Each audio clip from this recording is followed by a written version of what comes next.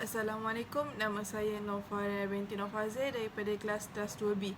Nombor matrik saya 17DS21F1046.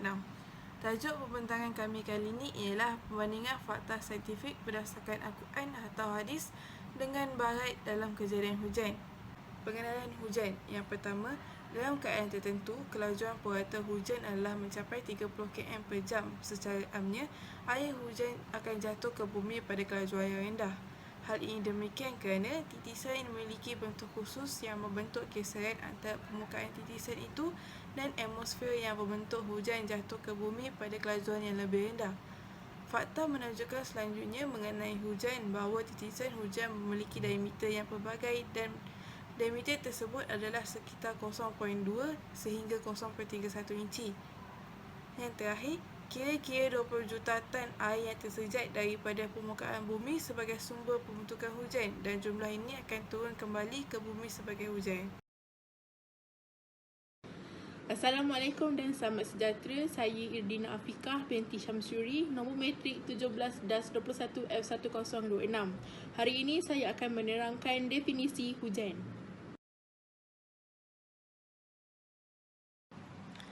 Definisi hujan. Islam memandang hujan tidak hanya sekadar fenomena alam biasa. Hujan di antara satu dari kesekian tanda kebesarannya. Air hujan adalah titisan air hasil penyulingan yang dibuat oleh Allah Subhanahu Wa Taala atau Al-Muqtir. Ternyata air hujan sangat bermanfaat bagi tubuh manusia, terutama jika kualitas hujan belum terkontaminasi dengan pencemaran. Hujan dibahas dalam Al-Quran kerana fenomena alam adalah sebahagian dari Islam dan ilmu pengetahuan yang tidak boleh dipisahkan. Selain itu, mempelajari fenomena alam, hujan merupakan bahagian dalam memperkuat ilmu tauhid Islam, ilmu falsafah Islam dan ilmu kalam dalam Islam.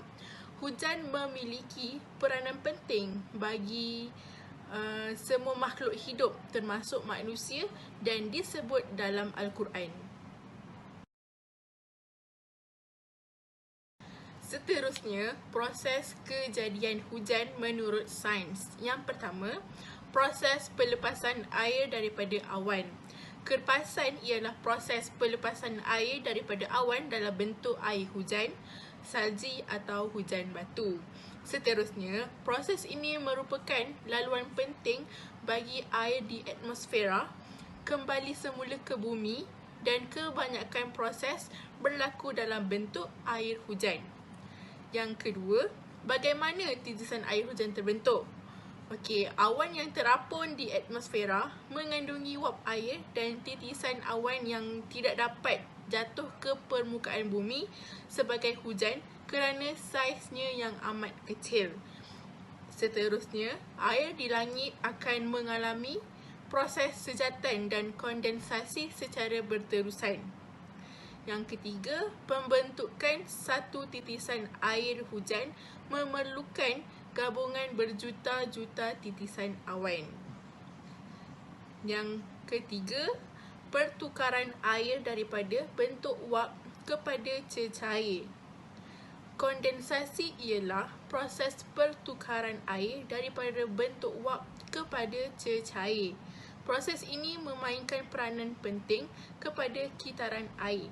Kondensasi pula ialah proses yang terbaik bagi sejatan pergerakan wap air dari daun tumbuhan pada lapisan atmosfera. Dan yang terakhir, proses transpirasi. Proses transpirasi ialah proses pengangkutan lembapan air melalui tumbuhan dari akarnya kepada liang-liang kecil pada permukaan daun dan di sinilah ia akan berubah bentuk menjadi wap air dan dibebaskan ke atmosfera bumi.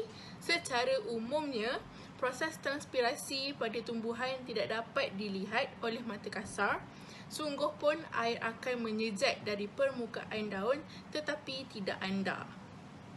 Sekian, terima kasih. Assalamualaikum dan selamat sejahtera. Saya Hilal Imani binti Safaruddin dan video kali ini saya akan menerangkan tentang proses-proses kejadian hujan menurut Islam. Proses kejadian hujan menurut Islam yang pertama iaitu proses mengangkat awan, menghentikan dan menguraikannya.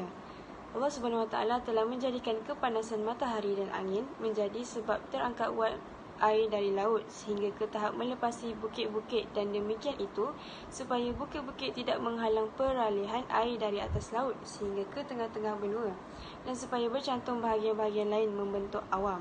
Dan Allah Subhanahu Wa Taala menetapkan had bagi penguapan air ini di mana ia akan berhenti sampai di tahapnya dan tidak melebihinya sehingga ke penjuru alam yang tinggi supaya ia tidak meninggalkan bumi tanpa kembali kepadanya. Allah Subhanahu Wa Taala juga telah mengangkat uap air dan tidak mengangkat bersamanya garam yang bercampur dengannya dalam laut supaya tidak memudaratkan manusia, haiwan dan tumbuhan.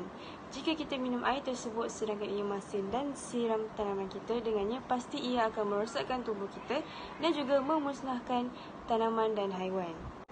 Proses yang kedua iaitu proses pengumpulan uap air. Uap air itu ringan dan mudah naik ke tempat yang tinggi dan tidak dapat dilihat melainkan semasa ia membentuk menjadi awan. Allah Subhanahu Wa Taala telah menghantar angin yang membawa zarah-zarah debu, tanah, benih-benih tumbuhan dan semua jenis zarah-zarah yang membentuk awan. Juzuk-juzuk kecil uap air diterbangkan angin lalu ia menggerakkannya berkumpul bersama juzuk-juzuk kecil tersebut dan membentuk kelompok air dan menjadi ketulan-ketulan air yang kecil yang boleh dilihat oleh kita iaitu awan. Apabila bertambah besar ketulan-ketulan tersebut, ia akan menjadi ketulan yang berat dan menurunkan hujan. Proses yang ketiga iaitu proses pergerakan awan.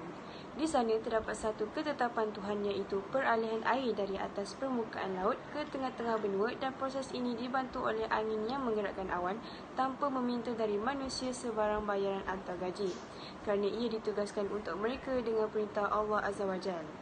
Seterusnya, proses yang terakhir iaitu proses penurunan hujan.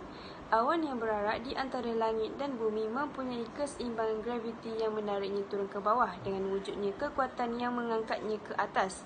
Jika berterusan keseimbangan di antara dua proses ini, sudah pasti tidak akan turun hujan dalam bentuk setitis yang besar. Tetapi Allah Azza wa Jalla mengutuskan angin-angin untuk membawa awan-awan ke bahagian yang tinggi yang lebih sejuk suhunya, kemudian ia menjadi awan bertambah besar dan bertambah saiz titisan. Bertambah air dalam titisan itu dan menjadi berat, dan graviti mula menariknya dengan kuat mengatasi kekuatan mengangkatnya. Lalu ia akan menurunkan hujan dengan kekuasaan Allah Subhanahu Wa Taala. Assalamualaikum. Nama saya Muhammad Firdaus bin Muhammad Syahrul. Nombor pendaftaran saya 17-21F1068. Proses kejadian hujan menurut Islam.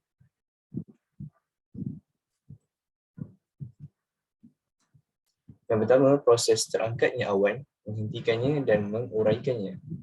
Allah Ta'ala telah menjadikan kepanasan matahari dan angin menjadi penyebab terangkatnya uap air dari laut sehingga ke paras melepasi bukit-bukit, dan demikian itu supaya bukit-bukit tidak menghalang aliran air dari atas laut sehingga ke tengah-tengah benua, dan supaya bercantum bahagian-bahagian lain membentuk awan. Allah Ta'ala menetapkan had bagi penguapan air ini di mana ia akan berhenti sehingga di tahapnya dan tidak melebihi sehingga ke penjuru alam yang tinggi supaya ia tidak meninggalkan bumi tanpa kembali kepadanya. Allah Ta'ala telah berfirman dalam surah Al-Mu'minun ayat ke-18. A'udzu billahi minasyaitonir rajim.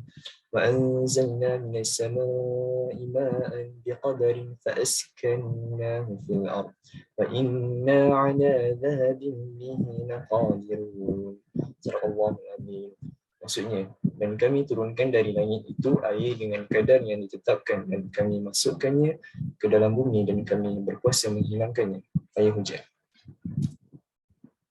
Allah Ta'ala telah mengangkat uap air tanpa membawa sekali garam yang terlarut dalam air laut supaya makhluk hidupan boleh menggunakannya tanpa ada kemudaratan.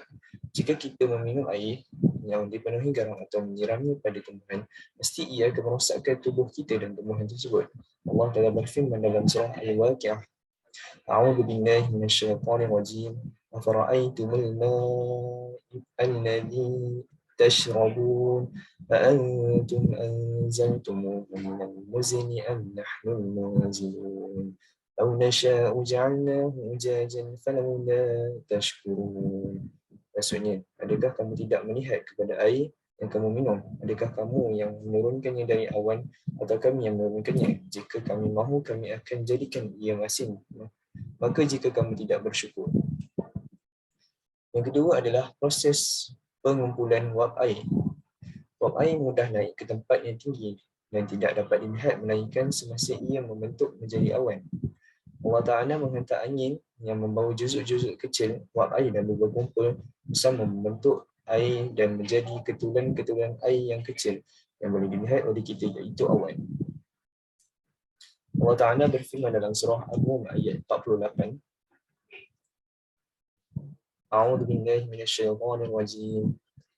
Allahu alladhi yursilu riyaha fatuthiru سحابا فيبسطه في السماء كيف يشاء ويجعله كسفا فترى الودق يخرج من خلاله فإذا أصاب به من يشاء من عباده إذا هم يستبشرون. Allahul Azim. Maksudnya Allah Ta'ala mengutuskan angin-angin lalu ia menggerakkan awan lalu membentangkan ia di langit sebagaimana dia kehendaki dan menjadikannya berkelompok. Kemudian kamu melihat hujan turun dari celah-celahnya. Maka apabila air hujan turun ke atas orang yang dikehendakinya di kalangan hamba-Nya, maka mereka akan bergembira. Yang ketiga adalah proses penurunan hujan. Awan yang berarak di antara langit dan bumi mempunyai keseimbangan graviti yang menariknya turun ke bawah dengan wujudnya kekuatan yang mengangkatnya ke atas. Jika berterusan, keseimbangan di antara dua proses ini sudah pasti tidak akan turun hujan dalam bentuk setitis yang besar kepada Allah Azza wa Jalla memutuskan angin-angin untuk membawa awan-awan ke tahap yang tinggi yang lebih sejuk suhunya. Kemudian ia menjadi awan yang bertambah besar dan bertambah saiz titisan. Bertambah air dalam titisan itu dan menjadi berat dan graviti mula menariknya dengan kuat mengatasi kekuatan mengangkat, lalu ia menurunkan hujan dengan kekuasaan Allah Subhanahu wa Ta'ala. Allah Ta'ala berfirman dalam surah Al-A'raf ayat ke-57. A'udzu billahi minasyaitonir rajim. Wa huwa alladhi yursilu riyaha bushran bayna yaday rahmatih حتى إذا أقلت سحابا ثقالا سقناه لبلد ميت فأنزلنا به الماء فأخرجنا به من كل الثمرات كذلك نخرج الموتى لعلكم تذكرون. صدق الله العظيم. Maksudnya, Dialah Allah yang mengutus angin-angin sebagai kabar gembira di hadapan rahmatnya sehingga angin itu membawa awan menjadi berat. Kami gerakkan ia ke negeri yang mati, tidak subur. Lalu kami turunkan hujan dengan sebab awan tersebut. Maka kami tumbuhkan dengan sebabnya air hujan bermacam-macam buah-buahan. Seperti demikian juga kami hidupkan orang-orang mati, mudah-mudahan kami mendapat peringatan.